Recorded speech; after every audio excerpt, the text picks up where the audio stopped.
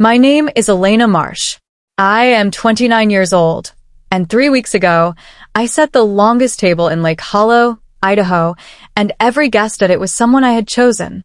11 chairs down the length of my cafe, the second largest one reserved for a woman in her 60s with flour permanently ground into the folds of her knuckles, who had taught me, with her mouth against my ear, that dough could be a kind of prayer. The year I turned 8, my parents handed me a turquoise suitcase and drove me 5 hours north to a cottage on Bear Lake. They stayed for lunch. Then my mother knelt on the porch, tucked a strand of hair behind my ear, and gave me the sentence that would outlast my childhood. Strong girls don't make a fuss. She kissed my forehead. My father lifted his coffee cup in a kind of salute. Then they drove away, south toward the airport, where my younger brother Theo was waiting to board a flight to the Sequoias. I did not make a fuss. I was already good at not making a fuss, which should have alarmed somebody. The suitcase, by the way, had been bought in April. The trip had been booked in March. Nobody told me anything until June, which meant the plan to send me away had existed for 3 whole months before anyone had thought I deserved a sentence about it. When people ask me now why I left my family the way I left, quietly, with the details worked out in advance, I tell them the truth. I learned that method from my mother. She simply never imagined I would be the one holding the luggage. For 9 summers after that, the shape of my childhood was identical. The second week of June, the turquoise suitcase went into the trunk. 5 hours north. Lunch on Aunt Maggie's porch. The car pulling away with 3 people in it. And then, some week in July, a postcard arrived. Sequoias, the Grand Canyon, Yellowstone, the Outer Banks, Banff, Glacier, Olympic Peninsula, Bar Harbor, Cape Cod. 9 summers, 9 cards. And every single one carried the same cheerful scrawl on the back. Wish you were here. Aunt Maggie would hand it over without a word, and later I would catch her sliding it into an old cigar box on the pantry shelf, like she was keeping evidence for a trial nobody had scheduled yet. I used to read those cards the way other children read cereal boxes, over and over, hunting for a prize that wasn't there. It took me years to notice what was actually missing. Not once did a card say, "We miss you." Not once did one say, "Next year you will come with us." The message was never an apology. It was a caption. Look at the family having its vacation. In September, my teachers assigned the essay every Ohio child wrote. What I did on my summer vacation. I would write about Bear Lake and Magnolia Cottage and the smell of Maggie's bread rising on a Saturday morning. I would get a B+. My mother would stick the essay on the refrigerator next to a photo of Theo on a kayak. 2 versions of the same summer held up by the same magnet. I stopped writing those essays honestly around the 4th year. Nobody noticed the difference, which told me more about my house than the postcards ever did. But the postcards weren't done with me. Years later, they would end up mattering more than anything else I owned. To be fair to my parents, and I have spent years learning how to be exactly that fair, and not 1 inch more, the story did not begin with a suitcase. It began with a hospital. When Theo was 6 and I was 2, he was diagnosed with acute lymphoblastic leukemia. I have no memory of that time, but I grew up inside its architecture. 4 years of chemotherapy, fundraisers at the church, a freezer full of casseroles from neighbors. My mother slept in a vinyl chair beside his bed so many nights that she could fold herself into it like a jackknife. My father worked doubles at a printing warehouse to keep the insurance. And somewhere in that long emergency, my family reorganized itself into a shape, and the shape had a center. The center was Theo. I understand it. A house on fire organizes around the fire. Theo got his remission in 2004. The bell. The balloons. A photograph that still hangs in my parents' hallway above a console table nobody is allowed to set anything on. He was 10. I was 6. And that should have been the end of the emergency. Instead, it became the founding document. My parents came out of those years with a mission statement: make memories with Theo. They had almost run out of chances to make any. And they came out with a belief about me that hardened like resin in a jar. Elena is the easy one. Elena is healthy.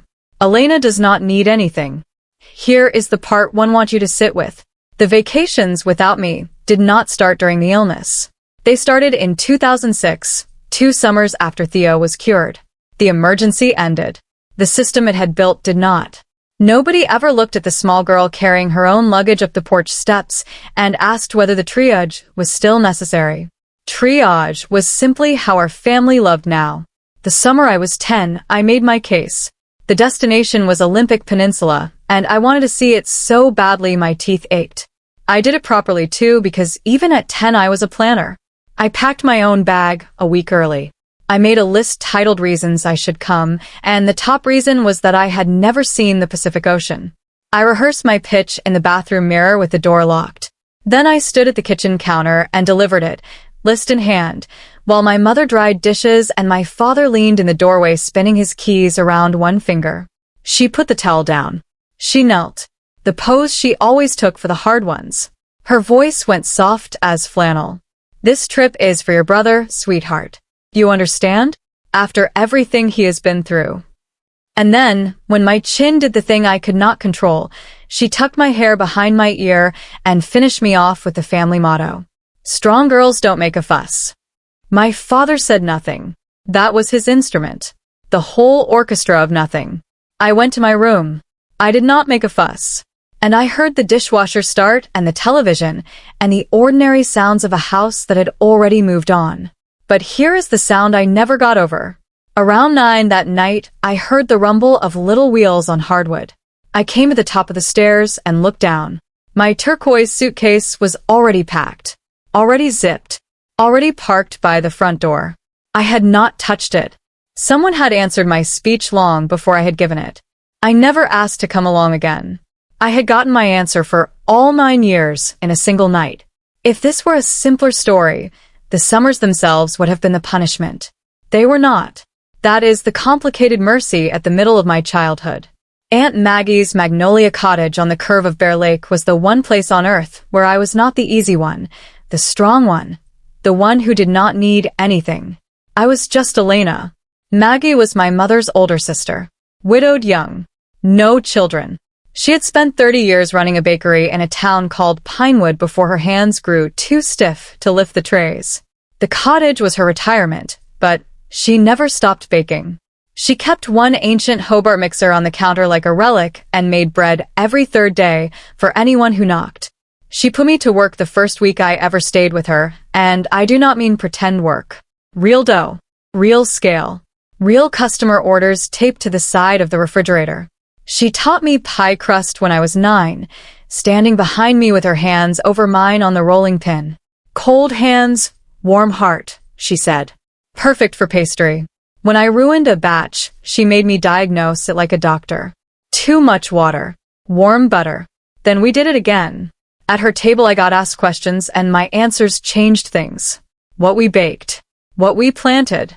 What we watched on the small television at the end of the night. I once heard her introduce me to a neighbor as my summer girl, and I walked around the rest of that day like I had been knighted.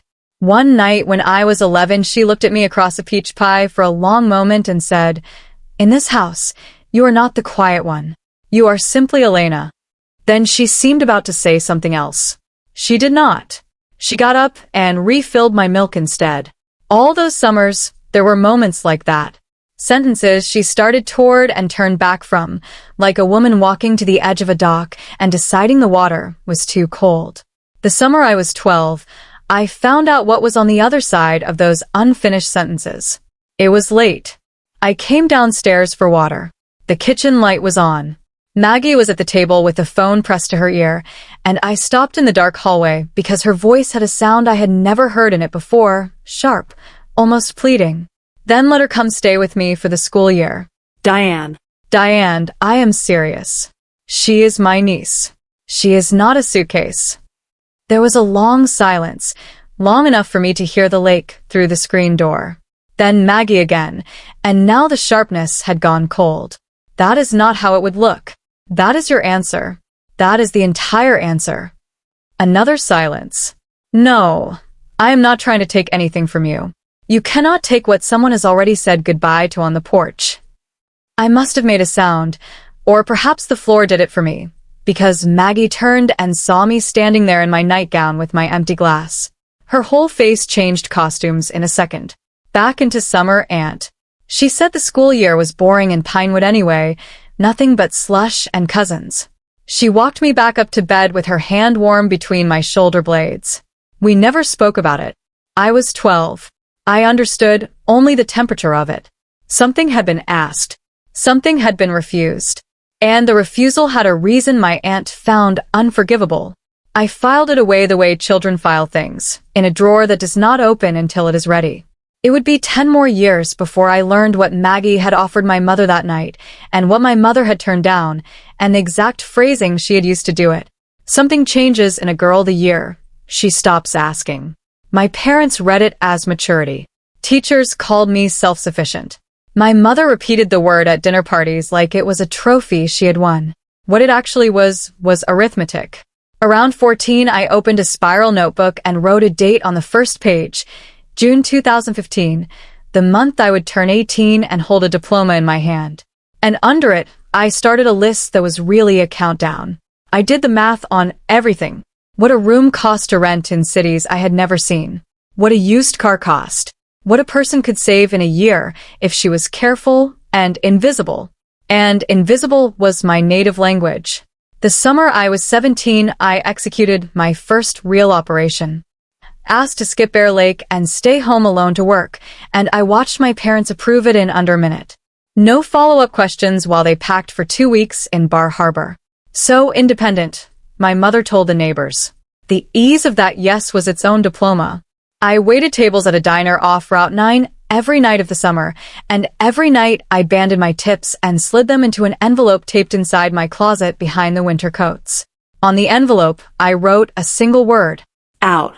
By graduation, the envelope was a shoebox, and the shoebox held $6,400, and not one person in my house had ever asked what I was saving for. They assumed college. Let them. Colleges send letters, and letters can be intercepted. I had already drafted my real plan the old way, at the public library, with a paper map. They thought I was saving for tuition. I was saving for a door. I chose my future in the Cedar Hollow Public Library at a corner table with an atlas and a legal pad. My requirements were cold and simple, far enough that nobody could drive there on a whim, cheap enough to live on diner wages while I found better ones. And it had to need bakers because, thanks to my aunt, baking was the one thing my hands knew how to do better than most grown adults. I flipped pages for weeks that spring. Then one afternoon I turned to a photo spread of northern Idaho, and there it was, a town wrapped around a lake so blue it looked painted. Lake Hollow. I sat there staring at that water, and I remember thinking it looked like Aunt Maggie's lake. If Aunt Maggie's lake had grown up and moved out too. That was the whole ceremony. No pro and con list. Some decisions you recognize instead of make. I found 3 bakeries and a lakeside cafe in the town listings, wrote down the addresses on my pad, and mailed job inquiries with a return address that belonged to my friend Beth, whose mailbox her parents rarely checked. I told no one, not even Maggie, and leaving her out was the only part that felt like swallowing glass. But I knew my mother. I knew that after I vanished, every person who loved me would be sat down at her kitchen table and questioned in that soft church voice. The only way to protect my aunt from having to lie for me was to make sure she had nothing to lie about. In May, an answer came back to Beth's mailbox. A cafe on the North Shore needed a dishwasher starting in the summer. It paid almost nothing. I read it 4 times and slept like a queen. Graduation was the second Saturday of June, 2015, on the football field, folding chairs on the grass. I was up before 5 that morning, and by 6:30, my Honda Civic, $1,900 of my own tip money, was packed and idling in the driveway. The turquoise suitcase in the trunk, the shoebox of cash under the spare tire, and beside it, one thing nobody would have predicted, the cigar box. The 9 postcards, which I had quietly taken from Maggie's pantry the summer before. Do not ask me why I brought them. At 18, I called them evidence. It took me years to admit they were a wound I was not done pressing. My parents did come to graduation. I want to be accurate about this, because accuracy is the only revenge I have ever fully trusted. They came. They sat. And 40 minutes in, during the M's, My mother leaned over and whispered that they had to slip out early because Theo's new job in Columbus was throwing a signing dinner and traffic on the interstate gets ugly. She squeezed my wrist. "So proud," she said. When my row finally stood and they called Elena and Marsh, I walked the stage and shook a stranger's hand and looked out at 2 empty folding chairs with programs on the seats. And here is the strange part. It did not even hurt in the usual way. It felt like a receipt, like the universe itemizing one last time exactly what I had been to them, so I could leave with the math finally done.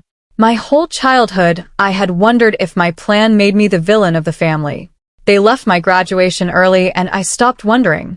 That night, I ate dinner with them, said I was tired, went upstairs. At 4 in the morning, I left. To anyone who has ever been the one who waited in the hallway while the family photo got taken, I see you. You are not invisible. You have simply been practicing invisibility so long that you have forgotten anyone was meant to find you. We will talk about that later. I left a note on the kitchen table, weighted down with a sugar bowl so it could not be mistaken for trash. I drafted it 30 times over the winter, and every draft got shorter because everything true I had to say kept collapsing into fewer words. The final version said, "I am safe. I am an adult. Please do not look for me." I signed it the way Maggie always shortened me, which was either a clue or a goodbye, and I have never decided which. Then I backed out of the driveway with my headlights off, and I did not turn them on until the end of the street. 3 days. 2,000 miles. I slept twice in the Honda in Walmart parking lots, doors locked, seat tilted back, shoebox of cash riding under the spare tire like a heartbeat. Somewhere in Montana, I pulled over at a gas station, took my phone apart, and swapped in a prepaid SIM I had bought with cash in Ohio. My old number, the one my mother had, died in a trash can outside Missoula. On the evening of the 3rd day, I came over a rise on the interstate, and the whole town of Lake Hollow opened up below me, pines dropping down to that impossible painted blue, and I had to grip the wheel because my hands wanted to shake, and I did not have the spare attention to let them. 18 years old. Everything I owned in a hatchback. Nobody in the world knew where I was. And I mean nobody. You would think that would feel like falling. It felt like the first full breath I had taken since I was 8. 11 days later, a deputy knocked on my motel room door, and I opened it knowing exactly who had sent him. But let me hold that knock for a beat. Because to understand what happened at that door, you need to see the life I was building behind it. The cafe that had hired me sat on the North Shore and was called the Lakeshore. 40 years old. Pine floors gone soft to soap. It belonged to a woman named Vera Solano, who was 64 then and ran her kitchen like a small navy. I washed dishes 10 hours a day, and my hands cracked, and I loved it the way you love anything that is entirely yours. I found a studio apartment over a garage for $300 a month, and when the baseboard heater died my first October, I did not call the landlord. I want you to notice that because it took me years to. I watched repair videos at the library, bought a thermal fuse for $6, and fixed it myself with the breaker off and my tongue between my teeth. I told myself that was thrift. It was not. It was doctrine. Somewhere in 9 summers the first had absorbed the family catechism. Needing things is a tax other people pay, and I would sooner have slept cold than knocked on a door. Remember that about me. It is the flaw this whole story eventually turns on. The week before Thanksgiving, the cafe's baker sprained her wrist, and Vera found me at the sinks. "Anybody back there bake?" she asked the kitchen at large. My hand was up before my shyness could vote. She stood over me while I rolled out a test crust, arms crossed. I did it the way I had done it 100 times in a greenhouse in Pinewood. Vera took one bite, looked at me differently, and asked where I had learned. "My aunt," I said. "Then your aunt raised a baker," Vera said and walked off. I stood there over that pie like it was a passport. The deputy at my motel door back in those first 11 days was younger than I expected and visibly bored, which turned out to be the best thing he could have been. My mother had filed a missing person report in Ohio the day after graduation. That report had followed the trail of my first debit card swipe, a tank of gas I had paid electronically before I got smart, and it had ended with a welfare check at my door. I handed him my driver's license and my brand new lease. He looked at both, looked at me, and asked the only question the law actually cares about. "Are you here of your own free will, ma'am?" I said yes. He had me sign a form confirming I was a voluntary missing adult. Then he explained in the tone of a man reciting a bus schedule exactly how it works. "Your family will be notified that you have been located and that you are safe. They will not be told where you are. That is your right. Have a good night." And that was the whole miracle. The system my mother thought would fetch me home instead drew a legal curtain between us, and all her church voice charm could not part it, because the curtain does not negotiate. Before I changed numbers, one last voicemail had gotten through from her. I stood in that motel room and played it once. "Elena, this is very dramatic, honey. We raised you better than this. Strong girls don't make a..." And I deleted it right there mid-word, and the room went quiet. It is the only time in my life I ever got to finish that sentence for her. For the next 4 years, that half a sentence was the last sound my mother's voice made in my life. 2 full years into Idaho, the turquoise suitcase was still packed. I want to be honest about what that means. I had an apartment. I had a job I was good at. I had a lease with my name on it. And I had a suitcase by the closet door that I had not fully unpacked, like some part of me was still standing on a porch in Pinewood waiting for a car to come back. One Sunday night in my 3rd October, I finally opened it flat on the floor to empty it once and for all, and there at the bottom was the cigar box. 9 postcards. Sequoias to Cape Cod in order. My mother's round handwriting grinning up at me. "Wish you were here." I carried the box out back behind the cafe, where Vera keeps a steel burn barrel, and I stood there with a lighter in my fist for a long time. Then I went back inside. Not because I forgave anything, because burning them felt like one more disappearance, and I was tired of solving things by vanishing. Instead, I sat at the counter after close with a pen, and I turned each card over, and under my mother's caption I wrote what that summer had actually been.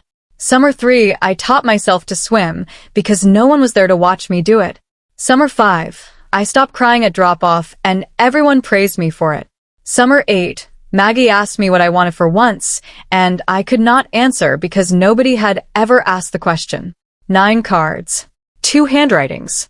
2 versions of one childhood. I put the box on the shelf above my stove, where a person keeps things she actually intends to look at. I told myself I kept them as receipts. The truth is some part of me was still waiting for someone to ask to read the other side. By my 3rd year, I was the Lakeshore's baker. More and more I was running the kitchen when Vera's knuckles had their bad mornings, which was more mornings than she would admit. She was 66 by then. One February afternoon, she sat me down with 2 coffees and laid it out plain, the way she did everything. She wanted to retire while her hips still let her garden.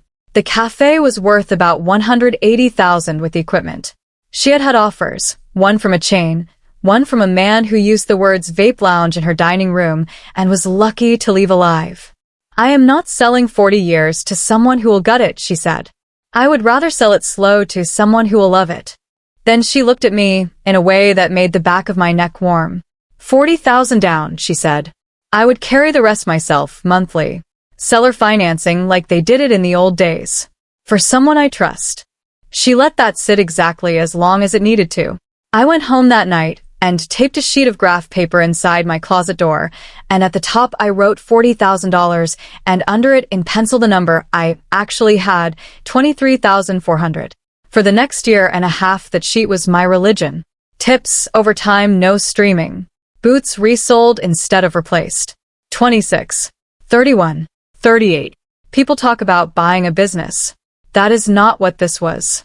This was the first thing I had ever wanted out loud at full volume, where losing it could actually hurt me.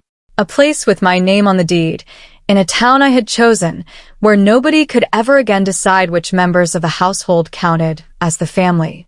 Vera made only one condition. "Do not disappear on me," she said.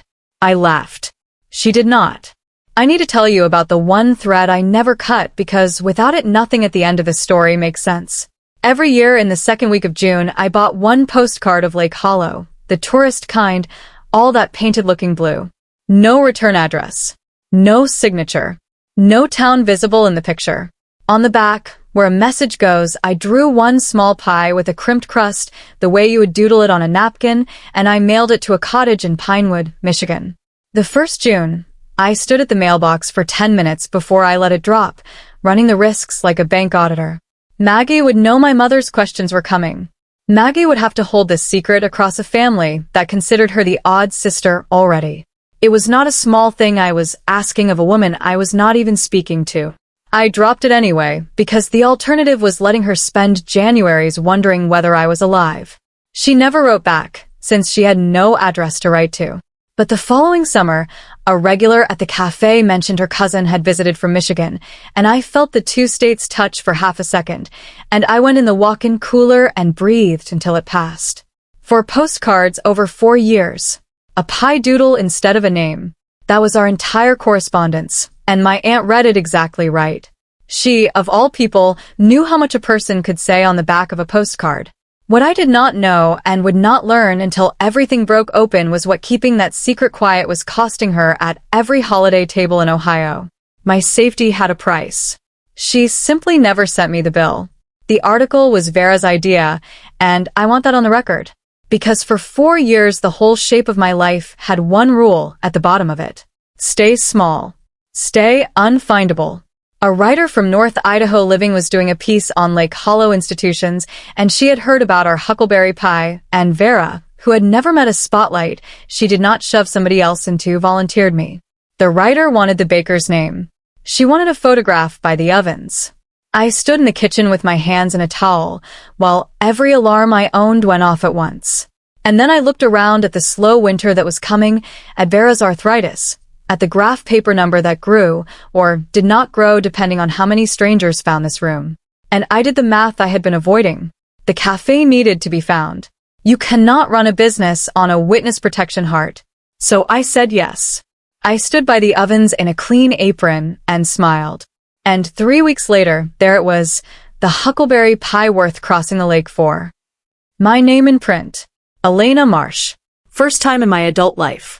My face above the fold of a paper I had never once been afraid of, because who in Ohio reads North Idaho Living? For about 2 weeks, I was proud in a way that felt like walking on a new floor, testing every board. Then the paper posted the piece on its website. And websites do not have city limits. A woman I barely remembered, a second cousin of my mother's from Cedar Run, left a comment under the photograph 11 days after it went up. One short comment with a question mark. Isn't this Diane's girl? It was a Tuesday in late October 2019, the dead hour between breakfast and lunch, when I was behind the counter boxing an order, and the bell over the door rang. I said we'd be right with you, before I looked up. Then I looked up. My mother was standing in the middle of my cafe. For years and 2,000 miles. And there she was, between table 6 and the pastry case, in her Goodwill coat, her hair grayer than the version I had been arguing with in my head all this time. Behind her, holding the door the way he held every door of my childhood, silently, was my father. He looked smaller. His free hand down at his side was trembling, a fine, constant shiver, like a phone on silent. And some cold, clinical part of me noted it and filed it before my thoughts could even form a word. Nobody moved. The espresso machine hissed. I watched my mother take it all in with one slow sweep of the room she was so good at. The chalk menu with my pie list. The framed article by the register. The apron with the Lakeshore logo tied twice around my waist because it was cut for someone bigger. For years, whatever came out of her mouth first, I remember thinking, would tell me everything, the way a first sentence always had in our family. She finished her inspection. She looked at me, at my standing, solvent, unfussed life. And she pressed her lips together in that way that always came before the church smile. And she said, "So, this is what you left your family for." That was when I knew they had not driven 2 days to apologize. They had driven 2 days to collect something. I poured them coffee. I want you to understand why. Because it was not weakness. A woman who owns her ground can afford to pour coffee on it. They sat at the counter like customers. And for 20 minutes, my mother gave me the authorized history of my childhood, and I listened to it the way you would listen to a tour guide describe your own house. In her version, I had had 9 wonderful summers with my aunt, whom I adored. In her version, they had given me independence, the greatest gift. Look how well it turned out. Look at this cafe.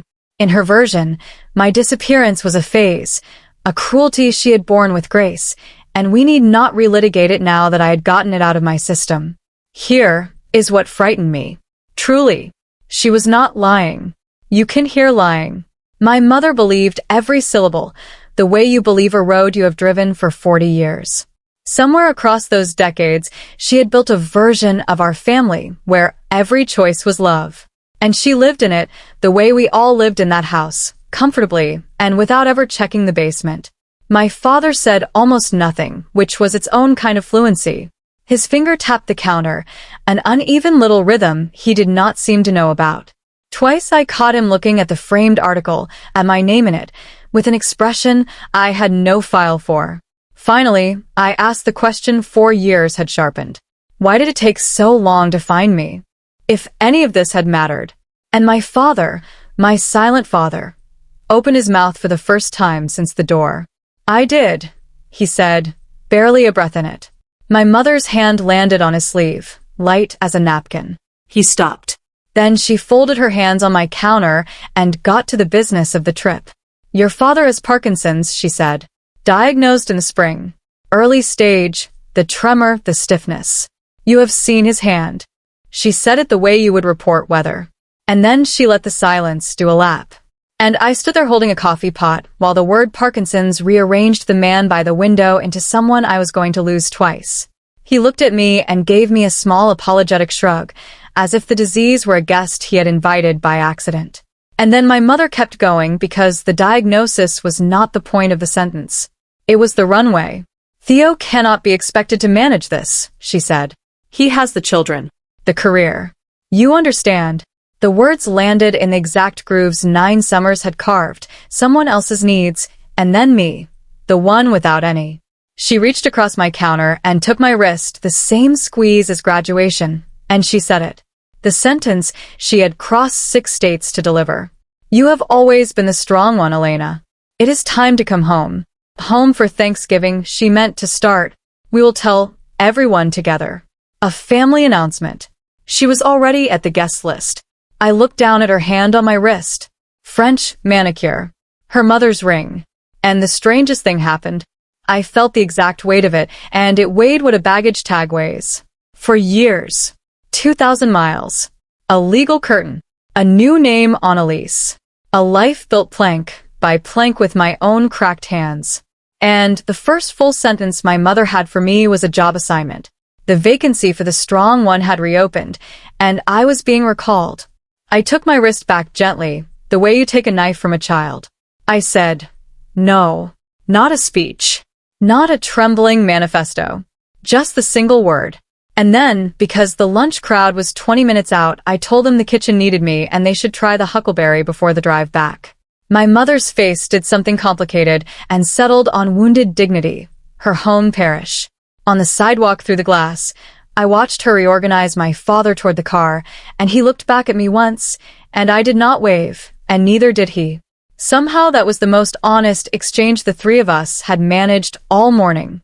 That night, my phone rang from an Ohio number I did not recognize. Theo.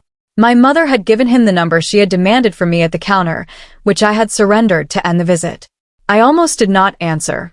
I am glad I did. And I want to be fair to my brother the way I promised to be fair to everyone. Exactly. And no more. He did not open with the family script. He opened with a question, quiet and off balance. Was it true you hated going to Aunt Maggie's? And I said, I never hated Maggie's. I hated what it meant. And I told him what it meant. All of it. The suitcase in April. The porch. The postcards. The line. The line went so quiet I checked the screen. Then my brother, 26 years old, said, Mom told me you loved it there my whole life. I believed her. His voice cracked on the last of it. He did not ask me to come home and nurse anyone. He asked one thing only. Do not disappear on me again. After we hung up, I sat a long time looking at the cigar box on the shelf above my stove. Here is the part nobody warns you about. Cutting contact is one decision, but staying gone is a decision you make every single morning. If you have ever had to choose between your peace and your family's version of you, hold on to that. It is the loneliest arithmetic in the world, and you are not the only one doing the math. I called Maggie the next night. The moment she heard my voice, she knew something had happened, because our whole ritual was one wordless postcard a year, and now here I was speaking. "They found me," I said. And I told her about the cafe, The coffee. the recall notice. She was quiet for a moment. Then my aunt took a breath and paid off a debt that was 10 years past due. "You were 12, she said. "You came downstairs for water. I know you heard some of it. Here is the rest." That summer she had offered to take me for the school year. Not a visit. Enrolled in Pinewood. My own room. Her paying for everything. My parents free to orbit Theo full-time. Me raised in a house where someone actually looked up when I entered a room. She had the paperwork half-drafted. She had rehearsed it for weeks before she dialed.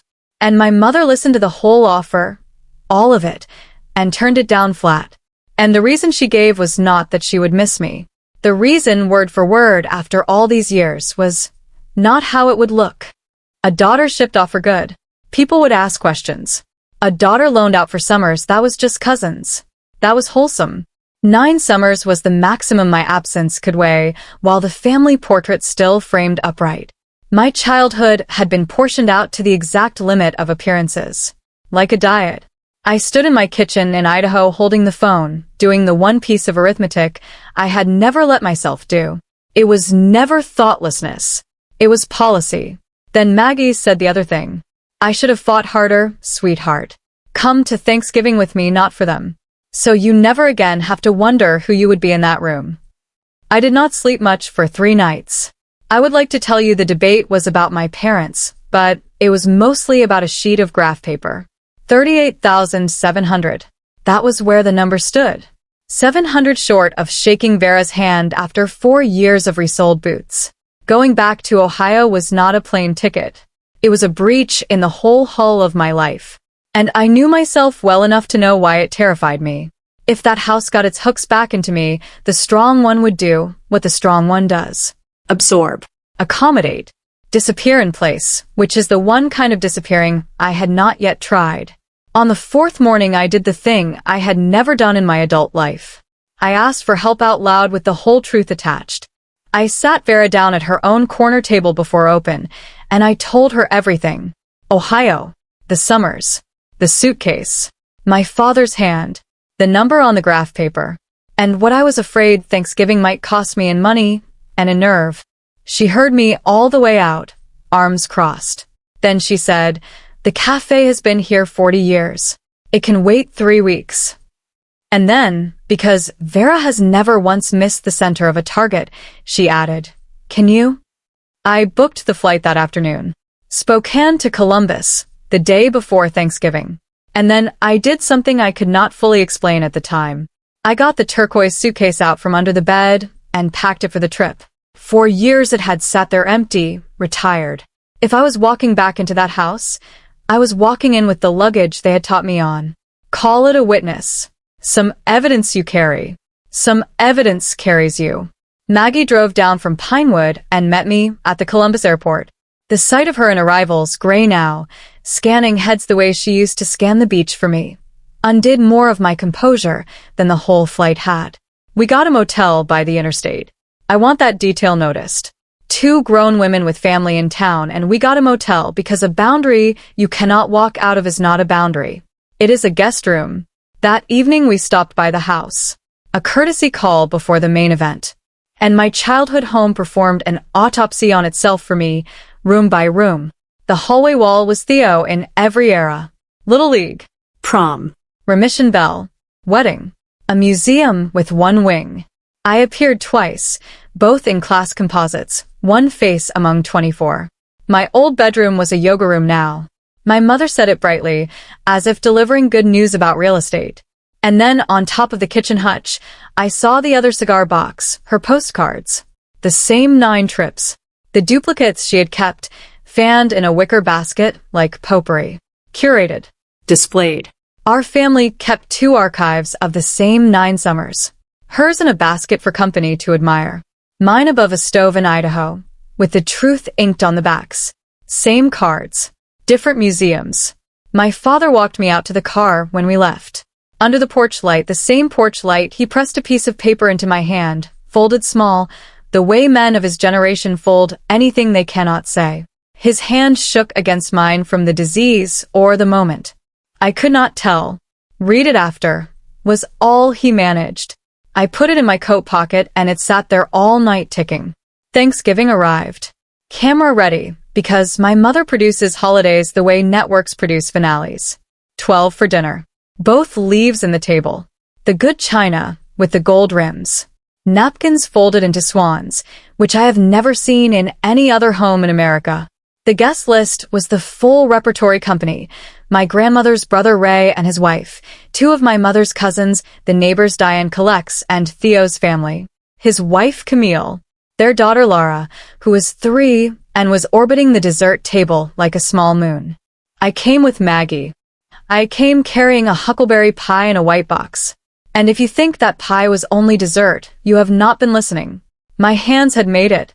Maggie's hands had taught my hands. And it was about to sit in the center of Diane's table, which meant that for one afternoon, all 3 of my worlds would be stacked on the same trivet. My mother met us at the door with a church smile at full wattage and cast the entire room in one breath. There she is, our world traveler. Isn't she thin? Laura hid behind Camille's leg and studied me, this ant-shaped stranger. My dad sat at the head of the table, and I watched the tremor negotiate with the water glasses and looked away because he caught me looking. It went honestly fine. Fine like glass. Fine small-talk casserole logistics. Raise opinions about interstate construction. Then the turkey landed and the potatoes went around, and my mother stood up at her end of the table and picked up her wine glass and dinged it with a spoon. Ding, ding, ding. Before we eat, she said, I have some wonderful news to share with the family. Here is the thing about my mother and me. We had both come to that table with an announcement. She simply assumed hers was the only one. My mother stood at the head of that table like a woman who had rehearsed in the shower, and she delivered the news in 2 movements. First, the minor key. As some of you know, Frank has been having some health trouble, and the doctors have confirmed it is Parkinson's. The table did what tables do. The soft gasp. Ray's wife's hand to her collarbone. Murmurs of, "Oh, Frank. Oh, Diane." My father studied his plate through all of it, like a man being discussed at his own funeral. And then my mother lifted her chin and modulated into the major key, the part she had driven 2,000 miles to set up. But here is the wonderful news, she said. Elena is moving home to help take care of her father. She let it land. Then she garnished it. She has always been the strong one. The room burst into exactly the response she had catered. Ray said, "Atta girl," and raised his beer. One of the cousins actually clapped 3 little pats. The neighbor woman dabbed her eye with a swan napkin and said, "What a good daughter." And my mother received it all with a slow nod, the humble conductor, while her hand came to rest on my shoulder. And I understood I was the announcement the way the turkey was the centerpiece. I looked around that table at 12 faces glowing at a sentence about my life that had never once been said to my face as a question. And the déjà vu was so precise it was almost chemical. A trip booked in March. A suitcase bought in April. A daughter informed in June. 15 years later, the same machine. And the machine had never even considered that the part might decline. Then, into the applause, little Lara's voice rose from her booster seat, clear as a dinner bell, with the one question nobody in that room could survive. She pointed a fork at me and asked her mother, "Who is that lady?" Camille shushed her, cheeks going red. But the question just hung there over the swans, because out of the mouths of babes, that was the actual state of the family. The strong one was a stranger to the newest member of it. My brother stared at his plate. My father looked up at me. I placed my napkin beside my plate. I stood. Here is what I had learned in 4 years of running a small business. You never outshout the room. You lower your voice until the room has to come to you. I stood there until the last chuckle died on its own, and then I spoke at the volume you would use to read a bedtime story. "You are right, Mom," I said. I never made a fuss. I made a life. And because I finally had the floor at that table, 22 years into being furniture at it, I kept my sentences short and I placed them like settings. I am not moving home. Ray started to speak and thought better of it. But nobody in this family is going to say, I left my father shaking at a table. So here is what is going to happen instead. I told them I had spent the last week on the phone with a home care agency in Columbus. Licensed. Bonded. The one the neurologist's office recommends. 3 mornings a week to start, scaling as Dad needs it. The invoices come to me in Idaho. It is already scheduled. The first nurse comes Monday. I did not tell them what it cost. I will tell you because you have earned the arithmetic. It was the graph paper. It was the down payment, or most of it. The boots resold. The streaming never ordered. 4.5 years of living small, a number I could recite in my sleep. Redirected in one phone call. Vera's handshake would have to wait, and the waiting had no end date I could see. My mother's face went through its repertoire. Wounded, then parliamentary. She tried the gavel. After everything this family has given you, she began. I did not raise my voice at all. You gave me a suitcase, Mom. Every June. It came out so quiet the table leaned in, and then the sentence finished detonating and nobody's fork moved. I watched Ray's wife look at my mother, and I watched the look not bounce off, and that was new. Second, I said, I will visit Dad twice a year, and I will call him Sundays. I come as a guest, invited, not assigned. And third, my name is retired from family announcements.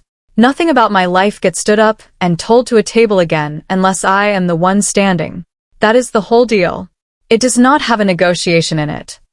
My mother set down her wine glass with a click and went to her last resort, the oldest exit on the property. If you walk out of this house, she said, do not bother coming back. And there it was, the full price, invoiced in front of witnesses. The daughter who funds the nurse twice a year, guest only, becomes in the authorized version the girl who abandoned her sick father at Thanksgiving. I knew the story she would tell before the door, even shut. I paid it anyway. I looked at my mother and said, that house key has not fit me since I was 8. And then my father pushed back his chair and gripped the table and stood, shaking. The whole room stopped breathing. The room waited for the speech my father had never made, because 40 years at a printing press teaches a man that words are something other people send out to be said. But before my dad could get a word up out of his chest, my mother broke. Not into tears. My mother does not do tears in front of the good china. She broke off script, which for her is far more naked. She was still holding the edge of the table. And she said, to no one in particular, in a voice I had never heard her use. I was 12. The table turned to her. I was 12, she said again, when your grandmother's legs went. Maggie was 18 and already gone, working 2 states away. Someone had to do the cooking, the washing, the lifting, the getting her to the toilet at 2 in the morning. And it was me. It was always me. And no one ever asked me either. She stopped 1 beat too late. The way you stop when you hear your own voice say the thing you have spent 50 years not saying. No one ever asked me either. There it was. The whole machine, the suitcase, the postcards, the strong one, all of it was not something my mother had invented. It was something she had inherited, the way you inherit a table. She had been the girl at the sink, and she had survived it by deciding that being unasked was a badge. And she had pinned that badge on her own daughter with pride, the only way she knew to say, you are like me. For 1 long second I saw her at 12 at a stove too tall for her, and I felt the near miss of loving her the way you love someone you might have been. Maggie spoke from the end of the table, very softly, to her sister across 50 years. Diane, she is not you. Let her go. My mother looked at me, and I did the only thing left that was both true and kind. I know, Mom, I said. No one asked you. That is why I am stopping this. So no one at this table ever has to be asked. They just get to belong. She did not answer. She sat down very straight, staring at the swan's chain, bolt cutters. Then I turned to the one person who was still standing. My father. My dad stood at the head of the table with both hands on the wood, the tremor running through the cider glasses, and everyone waited for a speech that was never coming. He looked at me and said, simply, read it. And so I did. Right there, standing at the table. Because he had earned witnesses, and so had I. I unfolded the paper from my coat pocket. It was a photocopy of an invoice dated August 2016, 14 months after I had left. Cardinal Investigations, Columbus, Ohio. Retainer field, skip trace, locate attempt. Marked at the bottom in red, no result. Case closed at client request. And underneath, in my father's up-and-down pressman's handwriting, gone shaky now at the tails, a note he must have written this week. Found nothing. Your mother said to stop. She will come back when she needs us. I stopped. I should not have, he said, and his voice broke open on the second word. I am sorry, Dad. I stood there holding 14 months of my father looking for me. It did not fix anything. He had hired a man instead of raising his voice. And when the man found nothing, he had folded the way he always folded. He knew it too. That was what the paper was. A confession that he had quit from the only person at that table honest enough to put his failure in writing. But here is what it also was. Proof that once, before the story got rewritten, someone in that house had looked. I folded it back up small the way he folds things, and I put it in my pocket for keeps. Then I stepped around the table and put my hand over his shaking one, and I said, "The nurse starts Monday, Dad. And when you are ready to fly out and visit Idaho, I will teach you to roll pie crust." Linda got our coats on the porch, on the exact boards where a turquoise suitcase used to wait every June. I finally finished the sentence I had been writing since I was 8. It took them 4 years to find me. It took me 9 summers to stop waiting to be found. Here is the ledger. 1 year on, because I promised you accuracy, not a bow.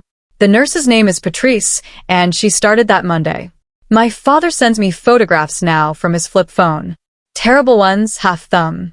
The first was a selfie of him and Patrice, both frowning into the lens like hostages, captioned, "She counts my pills like your mother counts silverware." It is the longest joke he has made in years. We talk Sundays. Short calls. They are enough. And enough is a fortune where I come from. My mother and I have not spoken. At Christmas, a card arrived in Idaho. Tasteful. No letter inside. Signed in her round hand. Mom. Not sorry. Not love. Just the title she is not ready to lose. Some doors do not slam in this life. Some simply settle closed. Vera and I signed in March. When the number came up short, she waved her hand and redrew the note herself. 25,000 down instead of 40. The balance folded into the monthly. For more years on the term. It will cost me more in the long run. And I signed it smiling because it turns out a dream with a lien on it is still a dream.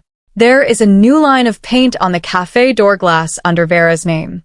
Small because I asked for small. E. Marsh, proprietor. In July, a rental car pulled in off the lake road, and my brother got out. And then, from the back seat, he unbuckled his daughter. They stayed 4 days. Laura ate huckleberry pie with both hands and renamed me Aunt Pie, which I have legally accepted. And on the last morning, Theo stood a long time at the shelf above my stove, where the cigar box sits open now. He read the backs of all 9 postcards. His mother's handwriting on one side, his sister's on the other. He did not say anything for a while. Then he squared the cards, put them back, and said, "I am sorry I never turned the cards over." That is the whole apology I got from Ohio that year. It was also the only one that was ever going to matter. Which brings us to the next Thanksgiving, the first one at my cafe. We pushed every table in the lakeshore into one long line, kitchen to window, and we fed whoever had nowhere better to be. Staff. Regulars. The new dishwasher, whose family is in Guatemala. A widower named Gus who tips in firewood. 22 chairs. No swans. No announcements. Vera said grace in 2 languages. Maggie flew out, first plane she had boarded in a decade, and I put her at the head of the table, because every kingdom should watch its true queen eat. Before pie, I handed her a postcard. Lake Hollow on the front. That impossible painted blue. On the back, in my handwriting, the old familiar greeting and its exclamation point. Wish you were here. She read it and laughed and then did not laugh. She looked down the whole steaming length of that table to the window and the real lake beyond it. And for the first time in my life, the person the card was meant for was already in the room. The turquoise suitcase lives on top of the pantry hutch now. It holds the holiday tablecloths.